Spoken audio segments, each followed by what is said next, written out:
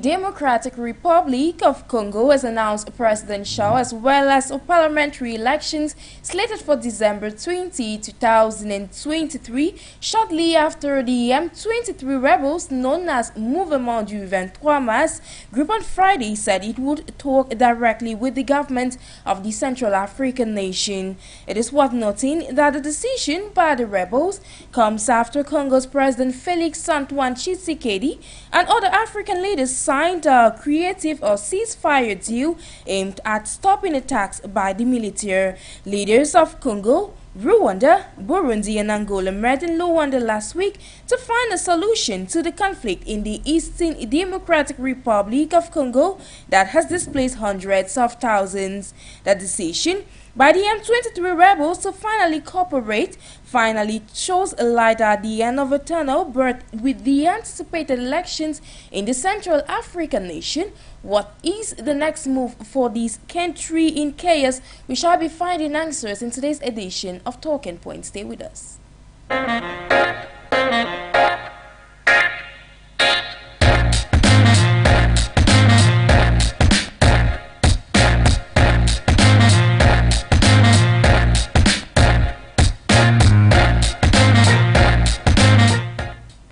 Hello ladies and gentlemen, thank you immensely for joining us once again on your Pan-African program, Talking Points, of course a revamped edition of Voice Seed, your Pan-African program that touches all the looks and crannies of the African continent and beyond.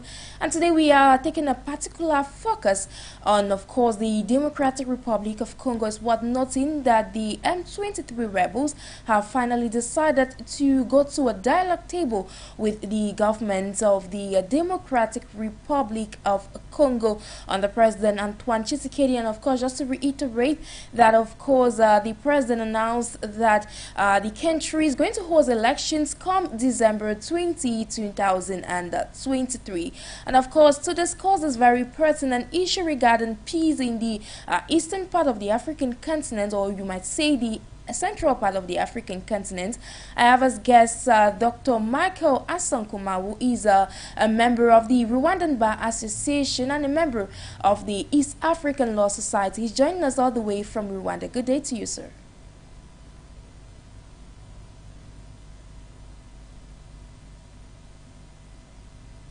Dr. Asang, we can barely get you from this end.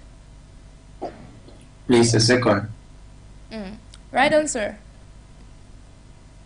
Good afternoon, Mrs. Jakes, and good afternoon to all our viewers. I'm once more privileged to be on this program. Thank you. Thank you immensely for accepting our invitation. Later on in the course of this program, we shall equally be joined by Ms. Tangina Elvis Banner, who is the National Communications Secretary for the Popular Actions Party, and he shall be joining us all the way from Cameroon's political capital here, Yaoundé, or Cameroon Douala. Of course, ladies and gentlemen, to debut today's edition without any transition, the first question I would like to channel to you, Dr. Asang, is so far, what is your analysis of this tension that has been ongoing in the Democratic Republic of Congo? Yeah, thank you very much, Sharon, for that question. I would like to first of all say that I'm very happy due to the fact that a peace talk has been planned between the M23 and the Democratic Republic of Congo. And I think that's what we all had been looking for too, and that's what we all expected, because that's the only way out if we want peace in the region. It's worth mentioning that this conflict has actually caused a lot of harm to the people in the eastern province of Congo. And we know that so many people have been displaced towards Uganda, towards Rwanda. We have had cases of violence towards women, rapes. We have had cases of death. We have had humanitarian crises being linked with lack of food and the necessary services like water, light. And all of this has a very huge impact in that region, and we see people suffering. So there's a very huge violation of human rights in that particular place. And that is what the war has brought us to.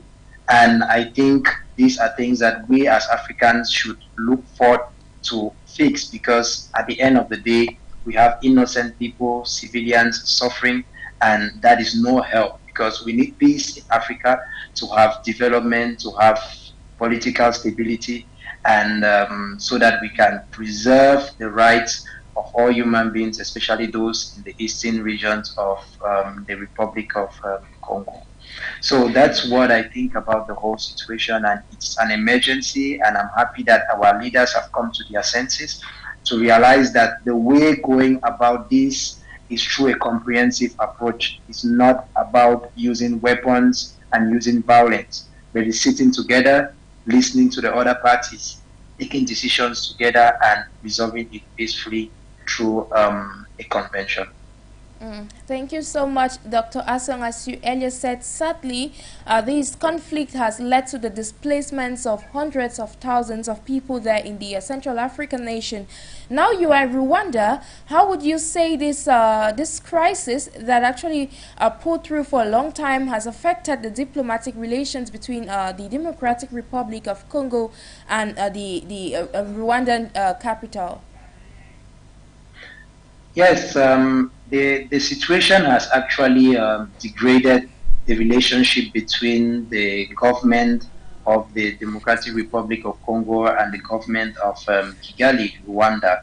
And that is because I think the Democratic Republic of Congo failed to actually analyze the issue and trying to point fingers at the Rwandan government for having, for supporting the M23.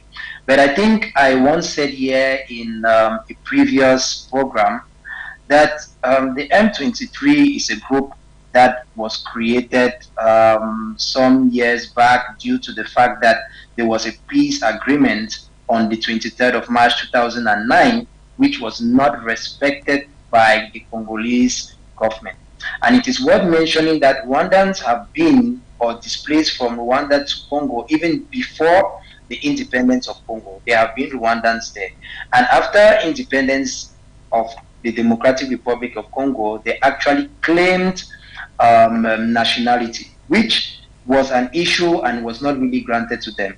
And they were somehow being discriminated. So I think these are the group of people who have still researched today and who are fighting for their rights. And that's why if we go through the March 23, 2009 peace agreement between the government of the Democratic Republic of Congo and the M23 group, you realize that many of these things had to do with political inclusion, economic inclusion of all those who were in those regions, and civil rights being granted to everybody there. But since the government of the Republic of Congo failed to do that, automatically this M23 research again claiming their rights. So, as concerning the relationship between Rwanda and the Democratic Republic of Congo, I think it's just a misunderstanding, and I strongly believe that on the table, on this peace talk, they will be able to extrapolate all the differences. They will be able to go back to the history and know the root causes,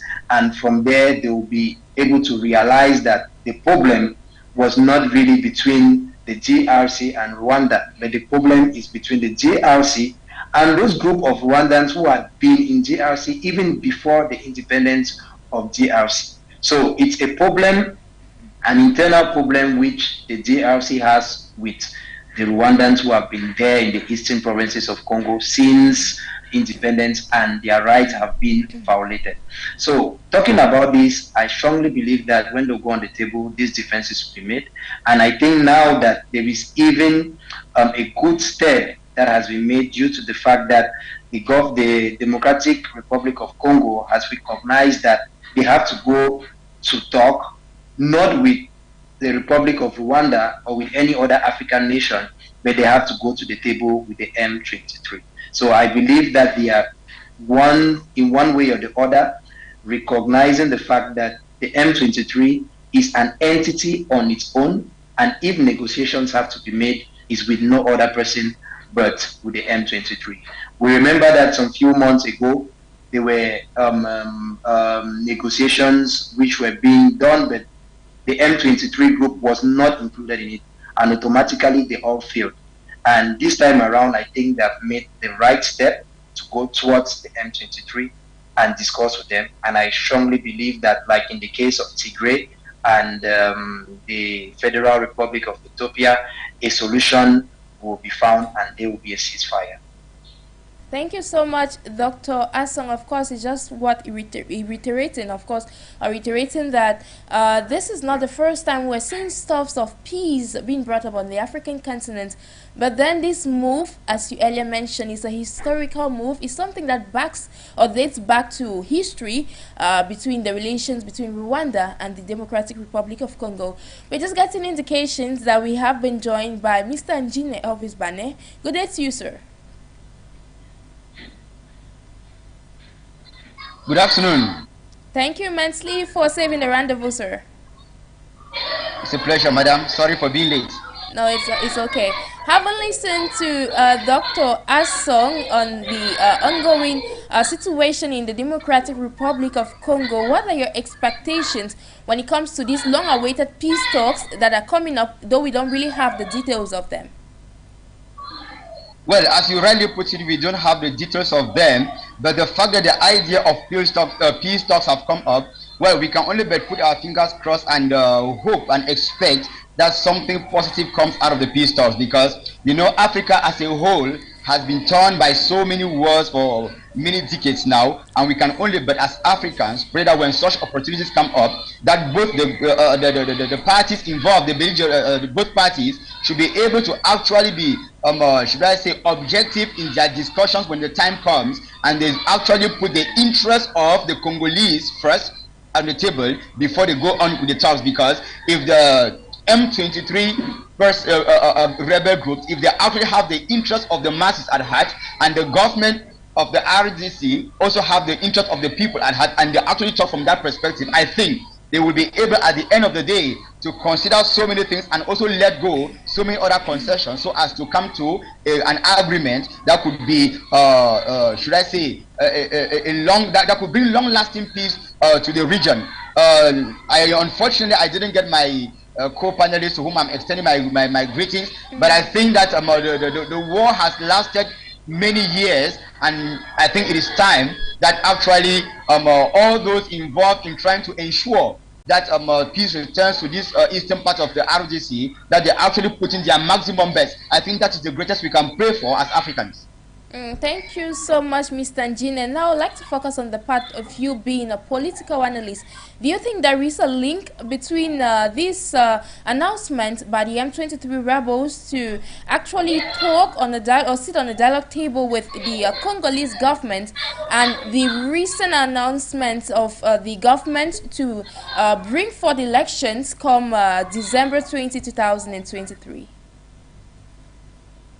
Can you ask the question again, madam? Okay, sir. So I was asking, do you think there is a link between the recent or latest developments of M23 rebels to sit on a dialogue table with the Congolese government and the recent announcement to hold elections come 2023? On the part of the government, I would say there is a clear link.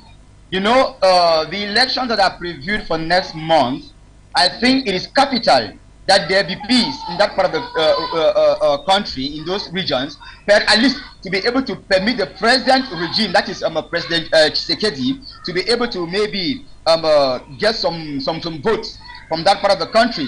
It would be very, very capital for him if peace can be able to return to that region. Maybe thanks to him, let me put it that way, if he actually is welcoming to the idea of dialogue and sits down to talk and peace returns, it can permit that at least the people from that part of the region, they see him, they maybe say like some sort of a messiah sent, and then he could through that benefit something politically by getting some votes.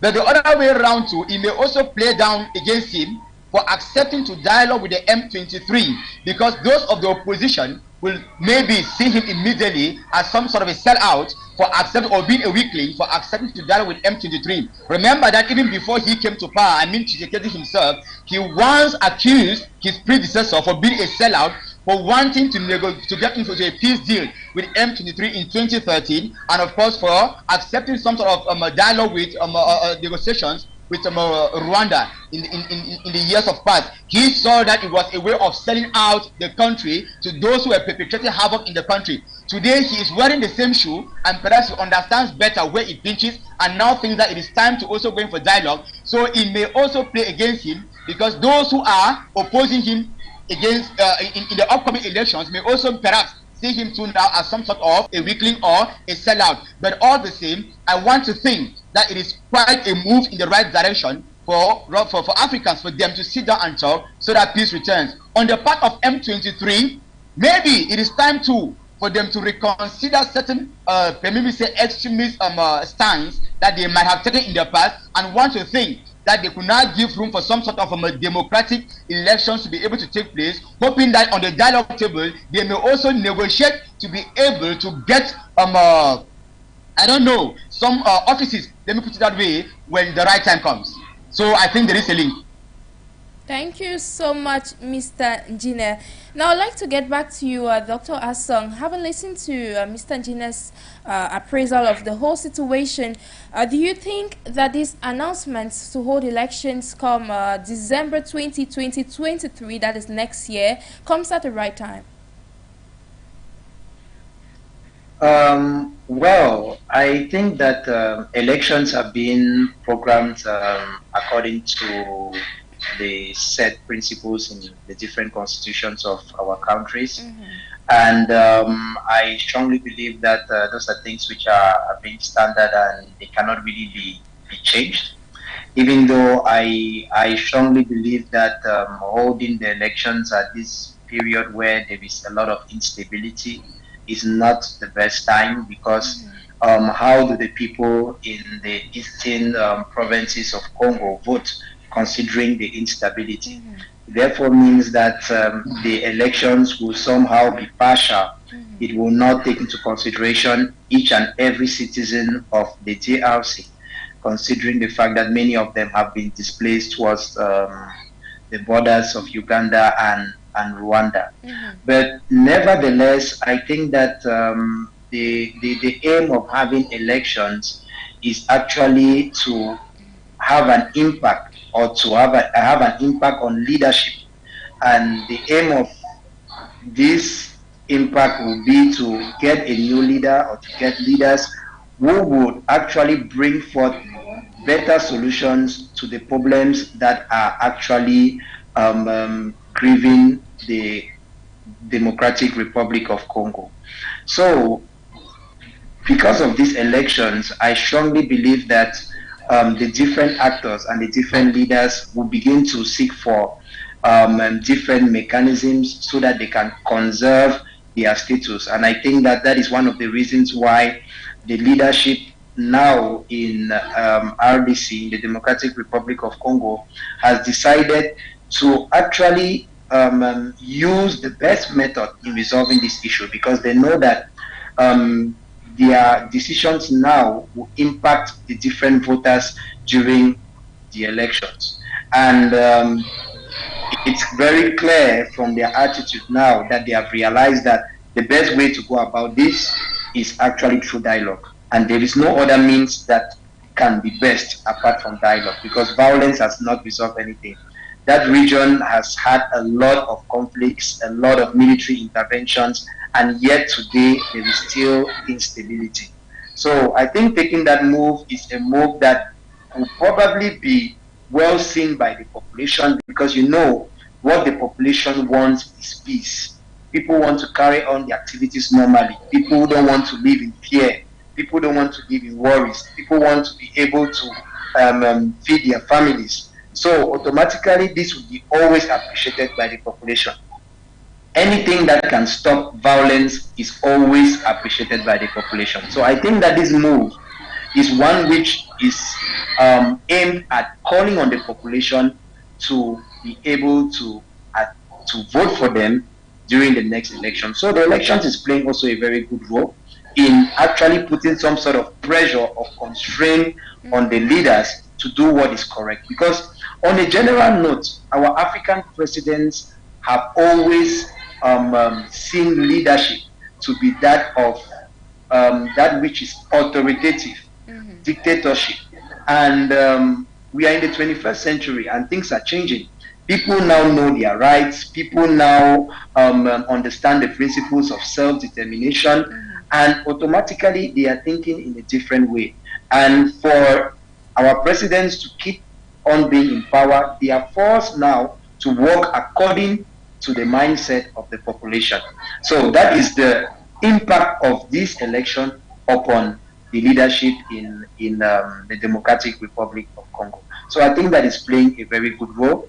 And due to this, I think that we'll probably have a solution to this conflict in the eastern provinces of Congo, and peace will reign there. Thank you so much, Dr. Assam. Over to you, Mr. Engineer Elvis. Just to reiterate, aside being the National Communications Secretary, a political analyst, and I'll pinpoint on that, having listened to what Dr. Assam has said, do you think this has a link with the system of governance in the country? Again, madam, come again, please. So I was asking, what do you think all this plays? What do you think it says about the system of governance in the Central African nation? Well, system of governance generally in Central Africa is a very porous one. I think doctor used the word dictatorship. That is the most unfortunate thing that we face in Central Africa as a whole, and particularly in Francophone Africa, where leaders think that the best way to govern their countries is with an iron fist.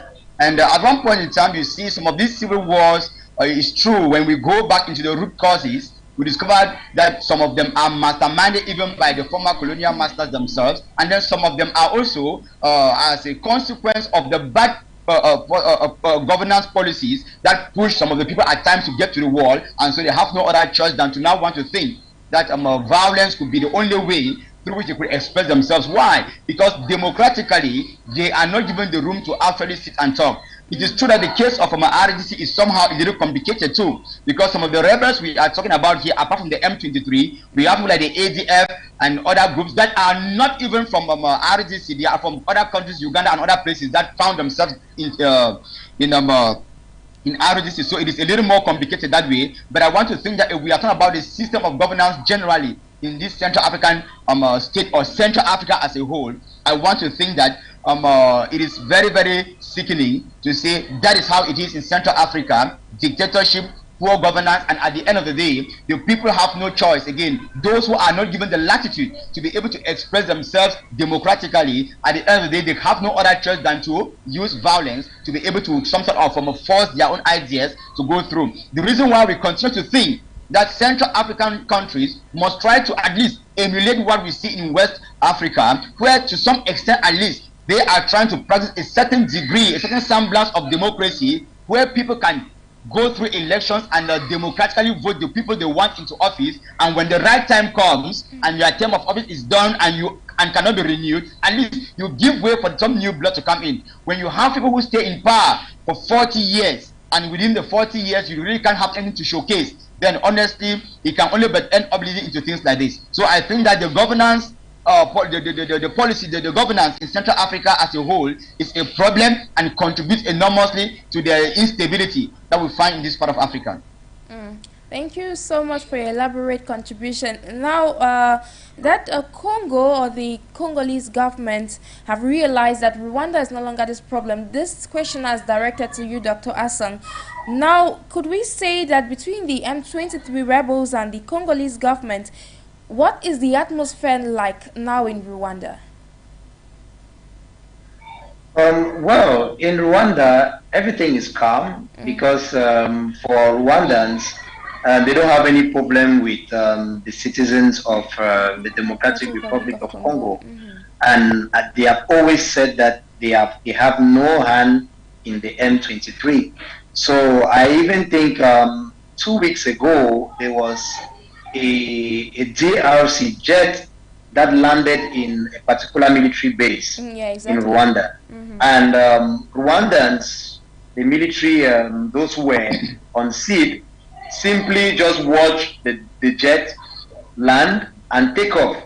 So they did nothing, and they just it was earlier termed as provocation from the part of the Congolese government. Yeah, Exactly. So the Minister of Defense actually termed that as provocation. But nothing was done. They just stayed calm.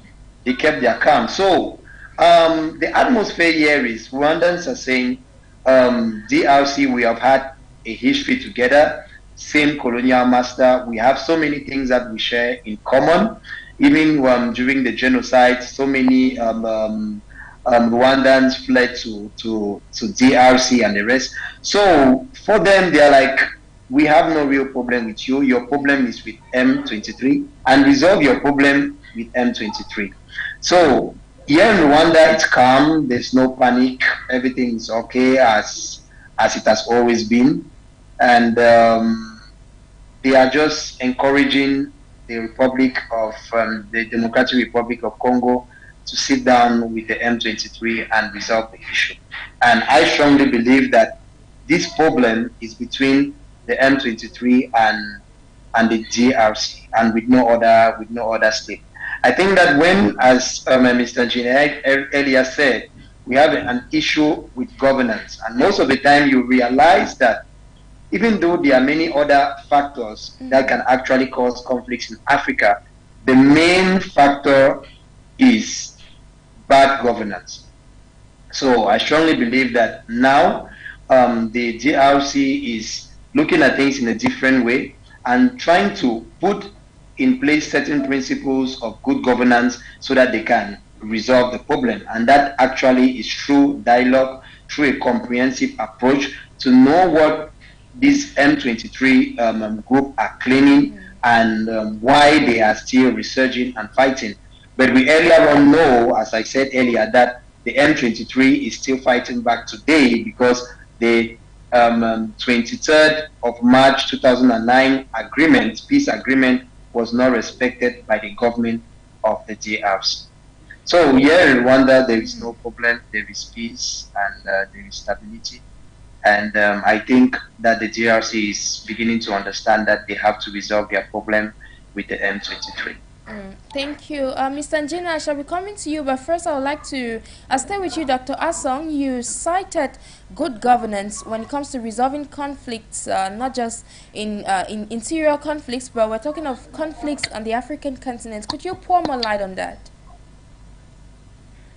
Yeah, actually, good governance is actually deals with the way the state organizes and rules over its population. And our states are democratic, so it entails that the population should participate in one way or the other in our governance. And governance also goes through the rule of law. So the rule of law is simply all the sets of rules that must be respected by the states so that we should have no violations and we should be able to lead appropriately.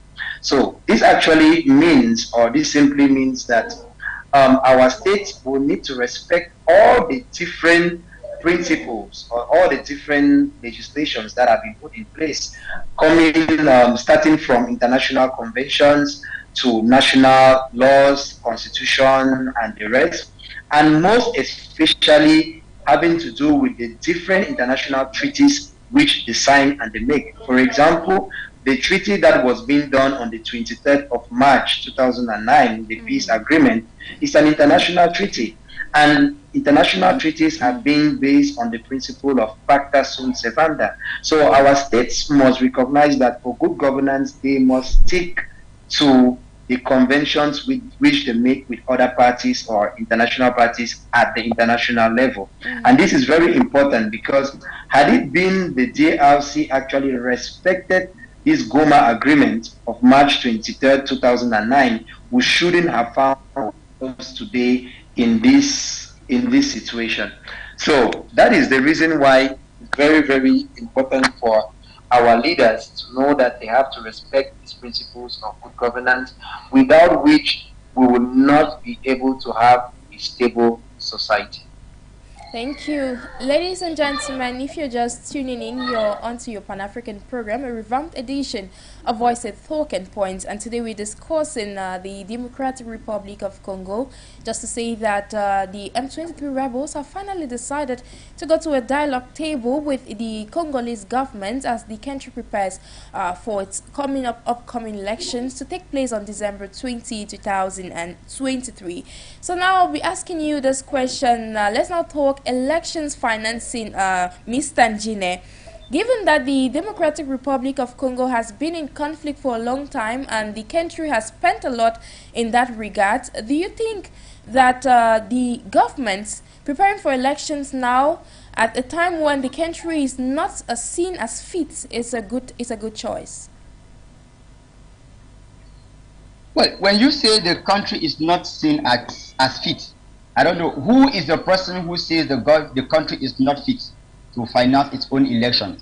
Are we saying therefore that because they have been in war for a long time, the government has not been able to also handle other issues in the country that entails money? Because of course, you and I know that government and management is all about finances. Yes, so sir, I want exactly. to think that But for then, the time. sorry to cut you short, but then the government of the Democratic Republic of Congo says they are almost ready when it comes to the amount or estimated budget which they need for these elections. Now we're actually looking at the conflict. Could it be in the amount they are saying they were going to use? Could it have been diverted for them to resolve the internal affairs that are affecting the country? It's the same thing I'm trying to say, madam. If the government says they are ready, it means they are ready. And now thinking that they should use the money and divert to resolve internal affairs, the question is, for how long have they been trying to resolve these issues? And the issues have often been there. The main problem is not the finances that they may need to resolve the internal affairs, but I think the main issue is a matter of what?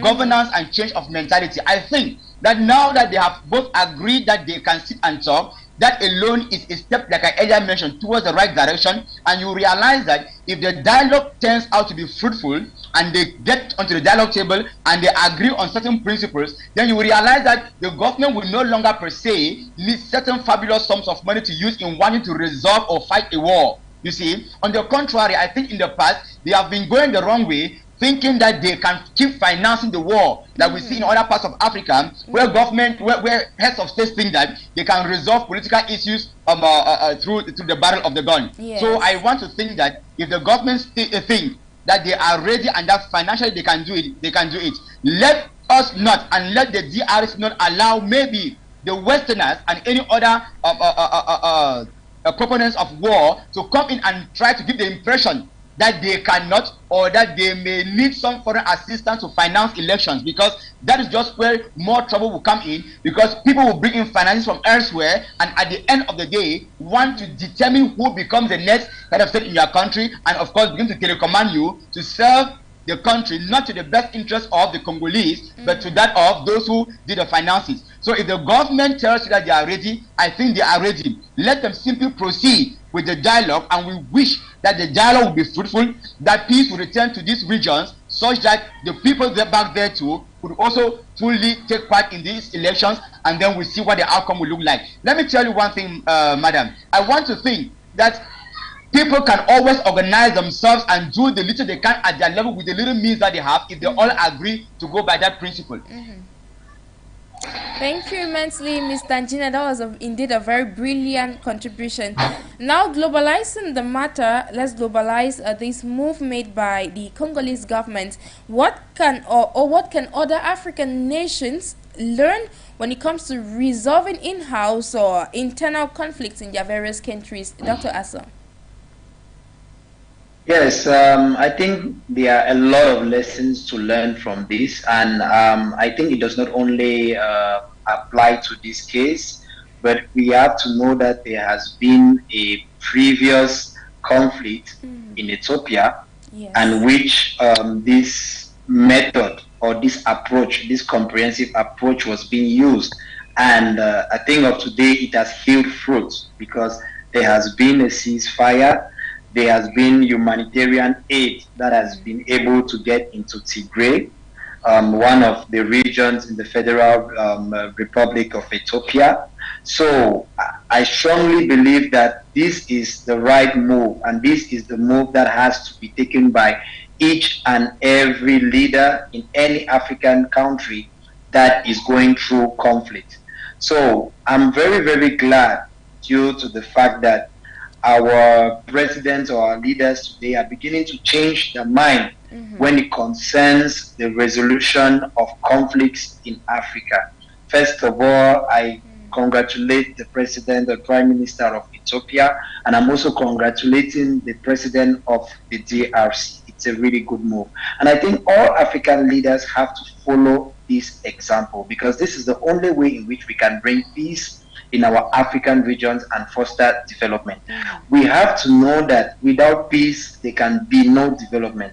There will be no economic development. There will be no academic development. There will be no technological development. There will be no development in any way. And in Africa, we are having so many conflicts. We have conflicts, first of all, in Cameroon, which is one of the major conflicts today, and it has been lasting for over 6 years. We are talking about the Anglophone crisis. And right up to today, we have not had a solution, because our governments think that they can go through this using violence, and violence is not the solution. Secondly, the actors which they actually went towards for a dialogue are not even those who are fighting.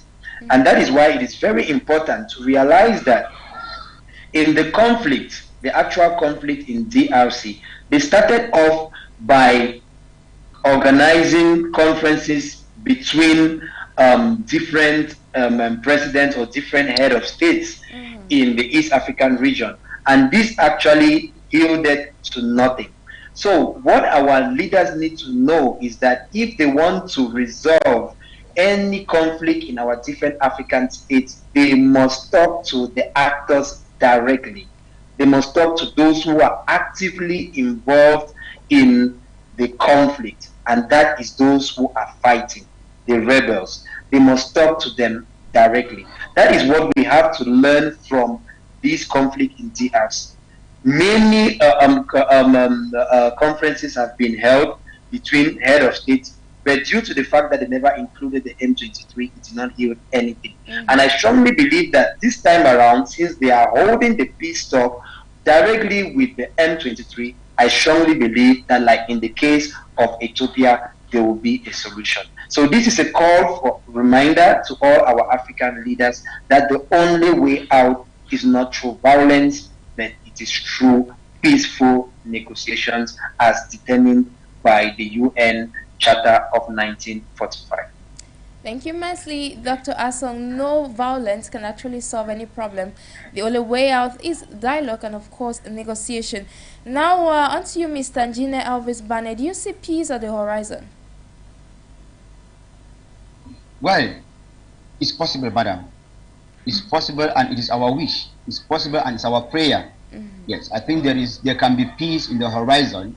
And if I have to link it to the question you just asked, Doctor, I want to think that African leaders will have to understand that when we have our own problems, our, let me say, in-house problems, we must learn to always resolve them by going back to the root causes. We must learn to always find out from where these problems began, and then we see how we can resolve them from that perspective.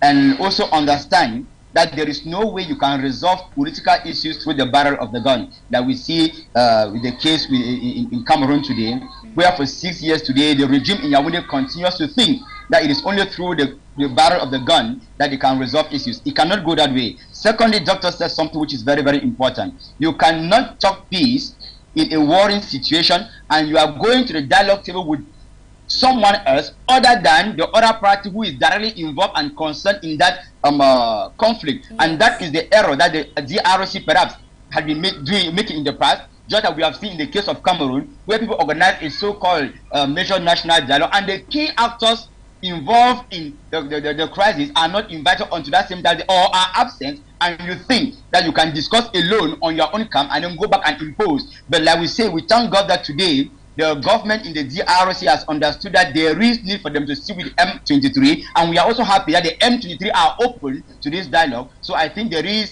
are hopes that there could be something fruitful that will emerge out of it. What I, like I earlier said, which I will reiterate, is just the fact that for those other African heads of state who are perhaps involved in trying to, should I say, to arbitrate the dialogue between M23 and the DRC, they should really put in their maximum best to see into either at the end of the day, each party leaves the dialogue table satisfied with whatever resolution that must have been taken, so that at least the people in the eastern part of the DRC can be able to get back their lives to normal.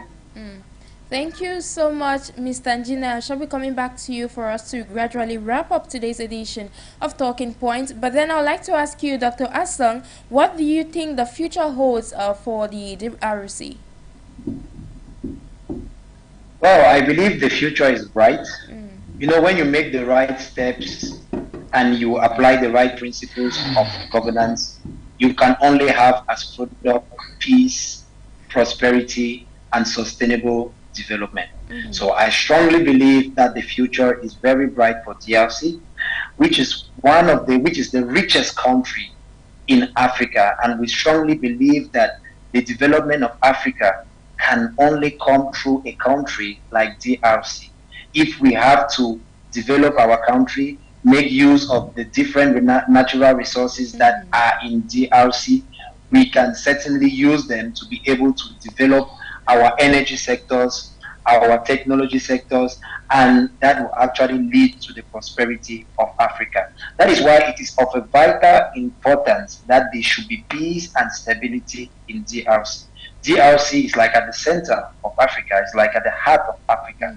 And it is on our part to call on all the leaders, all the different citizens in Africa or the African population to be able to stand united and to always remember that we are all brothers and that we are one, and that if we hold our hands together, we can do extraordinary things for Africa. Africa today is so backward in so many things, and that is not because we don't have the potentials. We have the brains. We have so many intelligent Africans around the world doing extraordinary things, but the only problem we have is that we have issues with governance and we have issues in cooperating amongst ourselves. And it will be impossible for us to cooperate amongst ourselves if there are conflicts, if we have wars, if we have disputes. And that is why it is of a vital importance for us to put an end to the different disputes that take place in Africa, and especially this dispute in the eastern province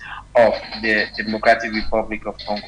So I strongly believe that with the move that President Felix Tshisekedi has done, I strongly believe that the DRC has a very bright future, because that is the only way out to resolve all our conflicts. The comprehensive approach, listening to the population, talking with them, understanding them, and acting together for our own development. Thank you so much, Dr. Asong Michael Kumar. You are a member of the Rwandan Bar Association and a member of the East African Law Society. To wrap up with you, Mr. Engineer Elvis Bane, I'd like to ask you, having seen every recent development that is unfolding there in the Democratic Republic of Congo as the country prepares for this long-awaited dialogue between the Congolese government and the M23 rebels, what message or advice can you give out to the people of the DRC? Well, I can simply advise the people of the DRC to consider their fatherland first. You see, that is the first thing. In other words, patriotism should reign.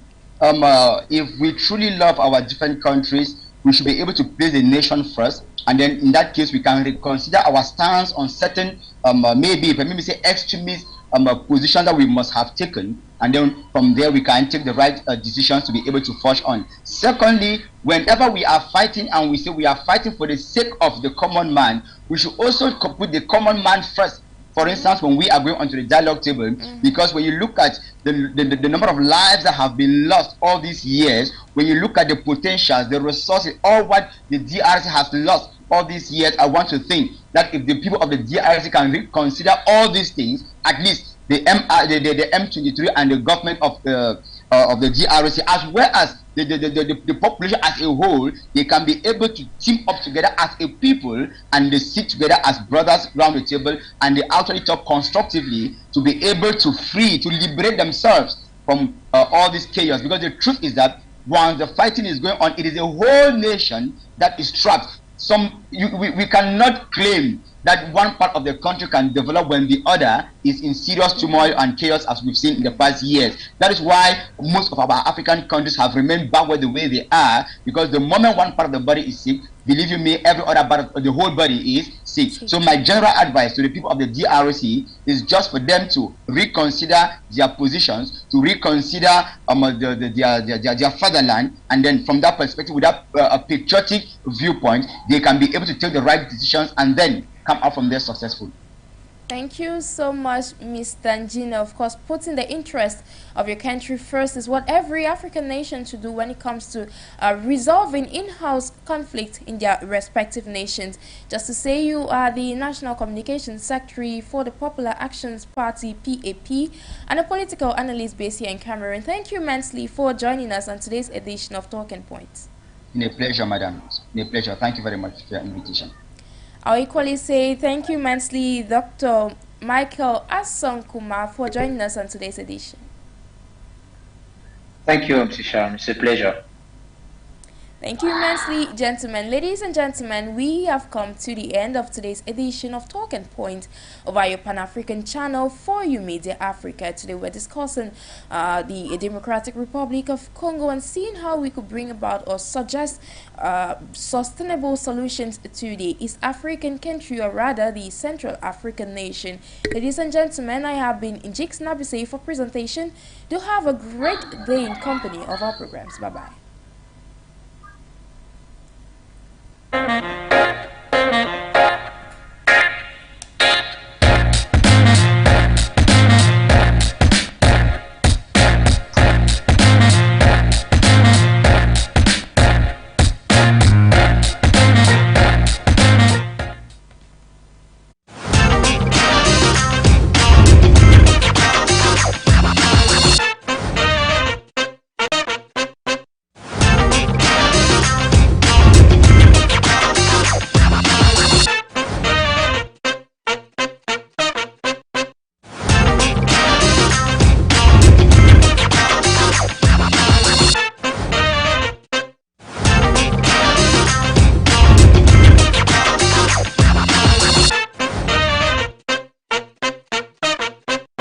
Le 16 décembre? Qu'est-ce qu'il y a même le 16 décembre? Pourquoi spécialement le 16 décembre?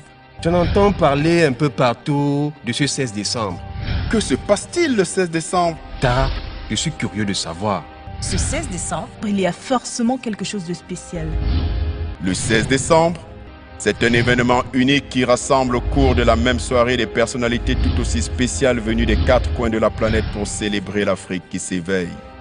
Théophile Obenga, Nathalie Yam, Dieudonné Mbala, Kalalao Motunde, Pierre-Édouard Decimus, Bago Balthazar, Baïna Bello, Basek Bakobio, Jean-Emmanuel Pondi, Charles Binambikoy, Sissoul, Nicolas Agbou, Lukumba Amouté, Krotal, Banda Kani, Moizoulou Diabanza, Yam Timba, Yves Kouya Maïzo, René Louis Parfait.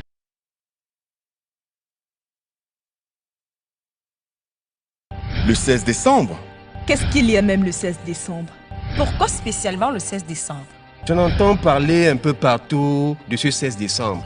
Que se passe-t-il le 16 décembre? Tard, je suis curieux de savoir. Ce 16 décembre, il y a forcément quelque chose de spécial. Le 16 décembre, c'est un événement unique qui rassemble au cours de la même soirée des personnalités tout aussi spéciales venues des 4 coins de la planète pour célébrer l'Afrique qui s'éveille. Théophile Obenga, Nathalie Yam, Dieudonné Mbala, Kalalao Motunde, Pierre-Édouard Decimus, Bago Balthazar, Baïna Bello, Basek Bakobio, Jean-Emmanuel Pondi, Charles Binambikoy, Sissoul, Nicolas Agbou, Lukumba Amouté, Krotal, Banda Kani, Moizoulou Diabanza, Yam Timba, Yves Kouya Maïzo, René Louis Parfait.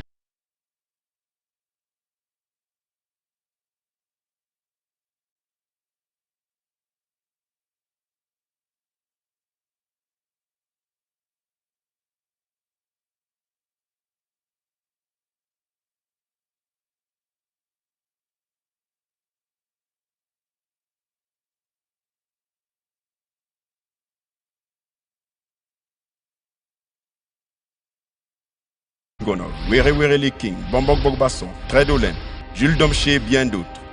Toutes ces personnalités qui œuvrent pour la restauration de la dignité du continent seront présentes et te donnent rendez-vous à ce grand événement de rassemblement panafricain. Et toi, où seras-tu le 16 décembre prochain? J'y serai évidemment, ou aller d'autres. Je serai au rendez-vous. Je serai là, c'est sûr. Moi aussi évidemment. Où voulez-vous que je sois encore à cette date? Je serai au rendez-vous du 16 décembre. Avec tout ce que je viens d'entendre là. Pour cette date du 16 décembre, Je serai forcément présent. Pan African Awards 2022. La soirée de gala. Intervention, remise de prix, intermèdes artistiques et cocktails. 1200 personnalités attendues. Obtenez votre ticket maintenant. Attention, soirée à guichet fermé et nombre de places limitées. Tarif d'accès, classique, 25 000 francs CFA. VIP, 50 000 francs CFA. Vendredi 16 décembre 2022 à Douala, à partir de 20h précises. Place Saint-David de Bonanjo. Contact, téléphone, plus 237 671 99 69 69. WhatsApp, plus 33 7 49 65 59 04. Et plus 237 699 84 98 98.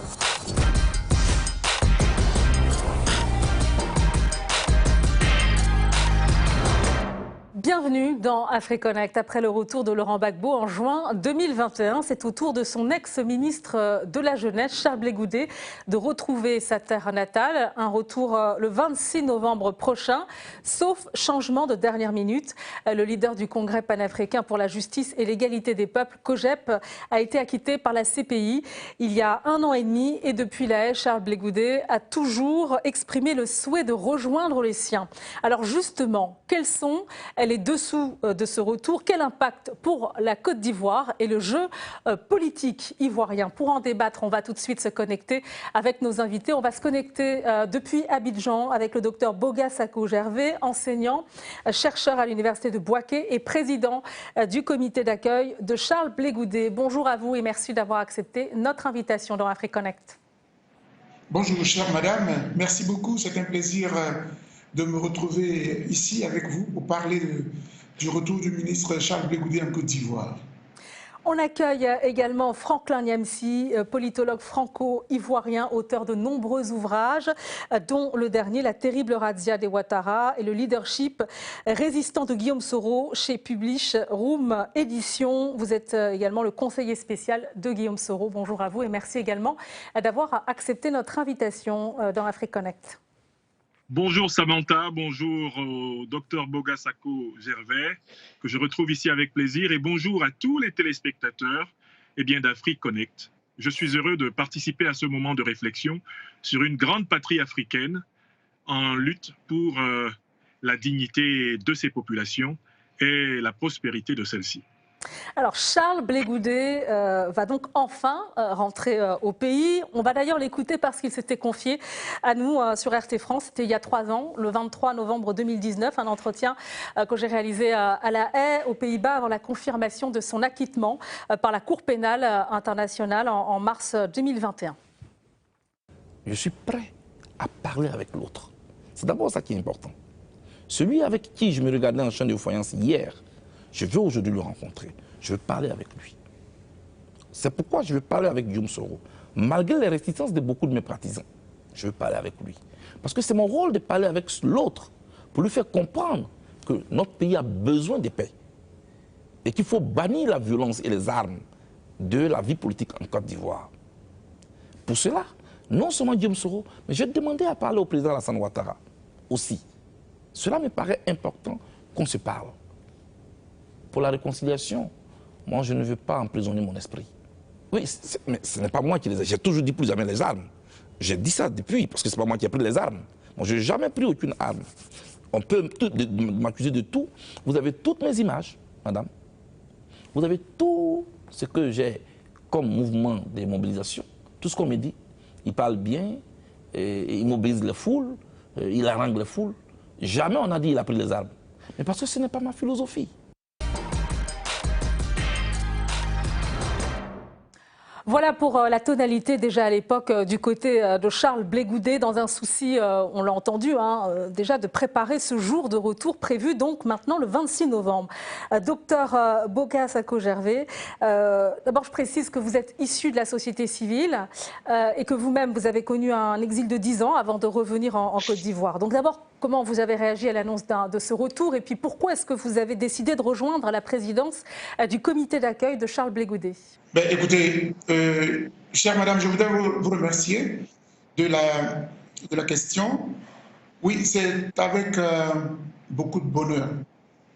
Beaucoup de bonheur que nous avons accueilli le retour, en tout cas l'annonce du retour du ministre Charles Blé Goudet, de M. Charles Blé Goudet, si vous voulez. Pourquoi? Parce que, en tant que défenseur des droits de l'homme, parce que je rappelle que je suis président de la FIDOP, qui est la Fondation ivoirienne pour l'observation et la surveillance des droits de l'homme et de la vie politique. Et donc, pour nous, le fait que le ministre Charles Blé Goudet ait été acquitté depuis le 15 janvier 2019 et qu'il était encore bloqué à La Haye, alors que le président Laurent Gbagbo a pu rentrer finalement depuis le 17 juin 2021, moi-même j'ai foulé le sol ivoirien le 9 juillet. C'était une violation finalement de ses droits. Il n'est plus poursuivi, on ne lui reproche rien et il était bloqué à La Haye.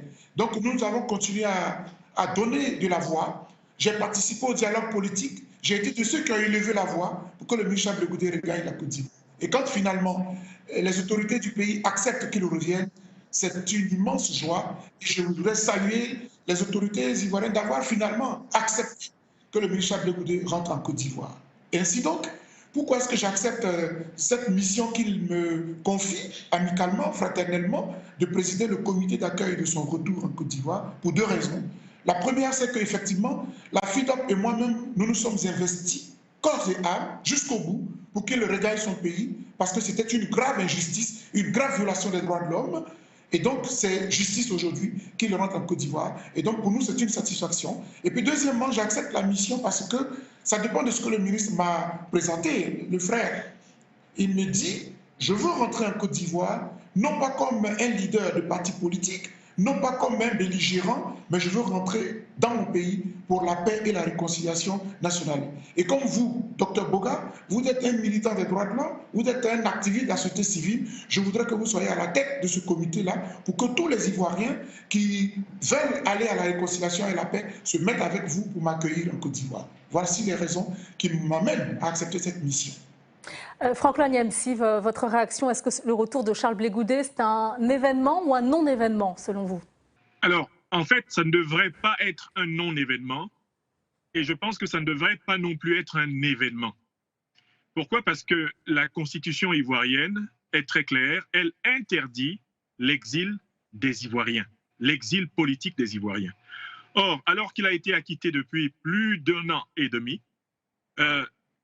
Charles Blé Goudet ne peut rentrer que le 26 novembre parce qu'il lui a fallu, entre-temps, se soumettre à un certain nombre de conditions, eh bien, en tout cas supplémentaires aux conditions constitutionnelles, certainement posées par le régime de M. Ouattara.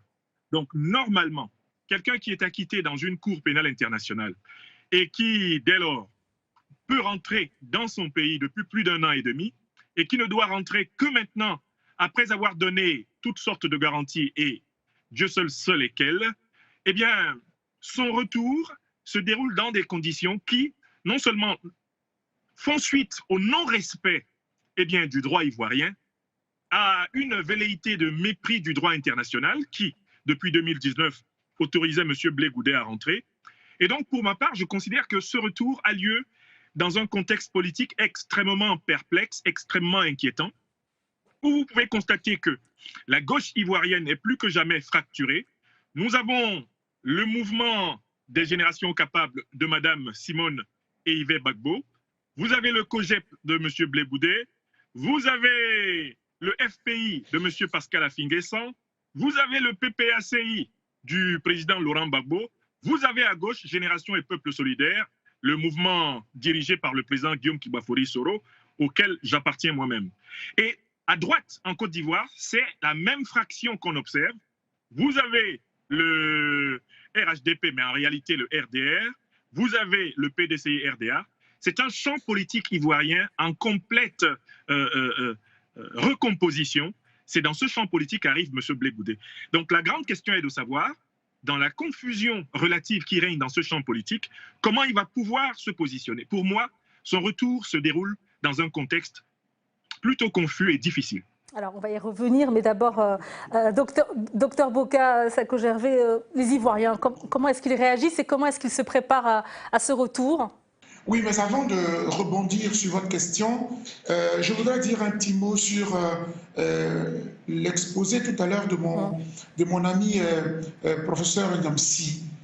Bon, il a parlé par exemple d'arrangement. Je suis d'accord avec lui et ça c'est un principe de droit en tant que militant des droits de l'homme. C'est ce que je n'ai cessé de dire partout, que la Constitution voilà, interdit que nous soyons exilés, etc. Bon, ça c'est tout à fait vrai et ça je l'ai toujours dit. Et c'est pour ça que quand je vais en Europe, chaque fois je vais voir M. Blé Goudé, je profite pour interpeller les autorités ivoiriennes. Très bien. Mais maintenant quand on me dit vers la fin qu'il y a quelques arrangements, bon, je n'en suis pas témoin. Et je ne suis pas au courant, peut-être que lui, il le sait. Pourquoi je le dis? Parce que moi-même, je suis revenu d'exil. Le président Laurent Gbagbo est revenu d'exil. Et souvent, il y a des suspicions pour dire qu'il y a eu des arrangements avec le pouvoir. Le seul arrangement que je peux évoquer ici et devant quiconque, c'est qu'il faut parler avec les autorités.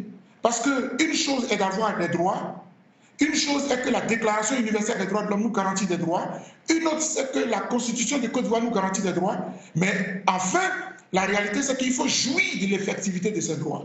Et parfois, sur tout le continent africain, ça dépend de ceux qui sont au pouvoir. Vous avez des droits, ils refusent de vous les concéder, et vous êtes là, vous vacillez. Monsieur Blé Goudé aurait pu demeurer encore à la haie tant que le pouvoir en place n'avait pas accepté que finalement il rentre. C'est pour cela que moi je dis une chose, il faut que ce soit clair. Les droits de l'homme c'est une chose, les droits c'est une chose, mais la réalité nous devons nous battre pour que nous puissions jouir de l'effectivité de ces droits-là. Et les Ivoiriens, pour revenir à ma question, les Ivoiriens, ils attendent ce retour avec impatience? Mais oui, dans l'ensemble, vous allez voir quand il va arriver, je suis le premier responsable du comité d'accueil. Vous allez voir l'équipe qui, déjà, dès que M. Blé Goudé a fait l'annonce, voilà, je n'arrête pas d'être appelé à gauche et à droite. Les gens ont envie d'être dans le comité d'accueil. Déjà, ça fait des propositions d'itinéraire. Or, M. Blé Goudé ne vient pas dans un triomphalisme, non. M. Blé Goudé ne vient pas parce qu'il a été vainqueur de je ne sais quoi, non. Il vient là de façon sobre, en toute humilité, regagner son pays. Et je pense que c'est dans ce créneau-là que ma mission s'effectue et non dans quelques triomphalismes. Sinon, effectivement, il y a une certaine ferveur, les Ivoiriens sont pressés de le voir et on se demande même dans quel endroit on pourrait faire peut-être un rassemblement pour qu'au moins les gens le voient et le saluent. Sinon, on avait fait un schéma assez classique et simple. Alors, Franklin Nyamsi, à propos des petits arrangements présumés, comment, à votre avis, ce retour il a été négocié avec les autorités ivoiriennes? Il faut quand même le préciser, hein, Charles Blé Goudé a été condamné par la justice ivoirienne par contumace à 20 ans de prison, 10 ans de privation de ses droits civiques, 200 millions de francs CFA, 300 000 € à peu près de dommages et intérêts à verser aux victimes pour des actes de torture, d'homicide volontaire et viol. Est-ce que ça peut faire partie du package de négociation? Alors, je me base ici sur des choses factuelles, Samantha Ramsamy, pour abonder d'ailleurs dans le sens de ce que le docteur Boga Sako vient de reconnaître. Le problème que nous avons globalement en Afrique et spécialement aujourd'hui en Côte d'Ivoire, c'est que les droits universels qui sont réputés reconnus par les États, les droits constitutionnels qui sont réputés constituer les lois fondamentales de nos États, ne sont pas respectés au sein de ces États, au point qu'il faille que des citoyens aient recours à des arrangements, aient recours à des accommodations pour pouvoir jouir de droits qui ne sont plus cette fois-ci des droits constitutionnels et des droits universels, mais des droits favorisés, des droits octroyés, des droits par compassion ou par compréhension. Je me fonde sur la déclaration du docteur Saraka, qui est le secrétaire général du COGEP, et qui a dit que pour rentrer cette fois-ci, donc le 26 novembre prochain, en Côte d'Ivoire, eh bien, M. Charles Blé Goudé a bénéficié d'un accord écrit. Je cite le secrétaire général du COGEP, un accord écrit eh bien, du régime de M. Ouattara. À partir du moment où la Constitution ne pèse pas, la loi ne suffit pas, les déclarations universelles des droits de l'homme auxquelles les États ont adhéré ne suffisent pas. Il faut s'inquiéter que les dirigeants africains en général, et ici, ceux qui occupent le pouvoir d'État en Côte d'Ivoire, aient créé une zone intermédiaire d'autodroit. Mais Samantha, je voudrais faire une observation plus générale. En réalité, le retour de Charles Blé Goudé s'opère dans un contexte de suspicion généralisée du champ politique à propos de son futur positionnement dans ce champ politique. Je cite le porte-parole du PPACI, le parti du président Laurent Gbagbo, eh bien, M. Justin Koné-Katinan. Il s'exprimait il s'exprimait en juin 2022 et il a dit « Nous allons traiter Charles Blé Goudé comme tous nos adversaires politiques. » Ça, c'est le PPACI. Je cite le ministre, je cite M. Charles Blé Goudé lui-même, qui s'exprime toujours en juin 2022, exactement le 7 juin, si je ne m'abuse. Il dit « Laurent Gbagbo est mon père, et si celui qui est mon père dit que le président Ouattara est son frère, alors le frère de mon père est mon oncle. » C'est une phrase qui a fait le tour de la Côte d'Ivoire. Charles Blé Goudé, après pratiquement donc 10 années de privation de liberté par Alassane Ouattara, qui se proclame neveu d'Alassane Ouattara. Enfin, je cite une autre personnalité très importante dans ce retour.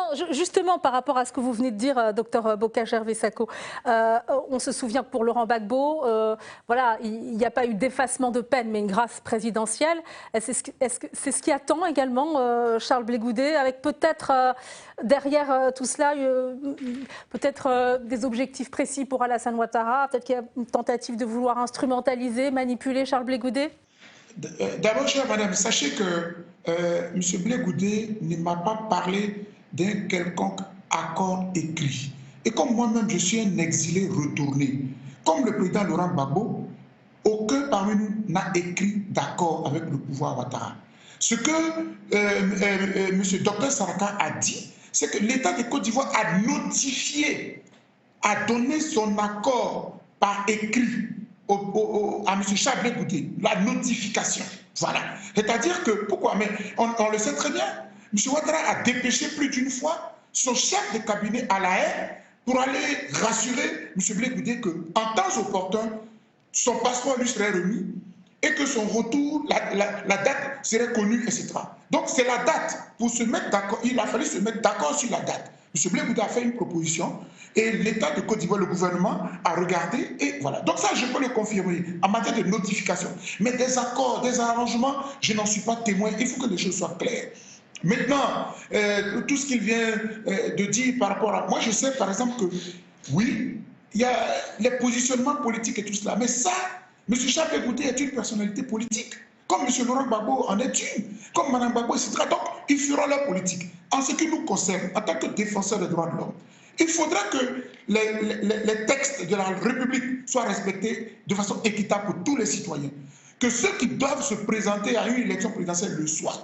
Nous nous sommes battus hier. On n'a pas été d'accord qu'après la Cour pénale internationale, des condamnations à 20 ans pèsent sur chacun de nous. Chère madame, moi-même qui suis assis là, je suis sous contrôle judiciaire. Et ce sont des choses que nous dénonçons. Mais le retour de Charles Blé Goudé, excusez-moi, mais tous ces éléments ne rentrent pas en ligne de compte. Le 26 novembre qui arrive, il ne s'agira pas de venir négocier les 20 ans ou pas 20 ans. Ce ne sera pas à l'ordre du jour.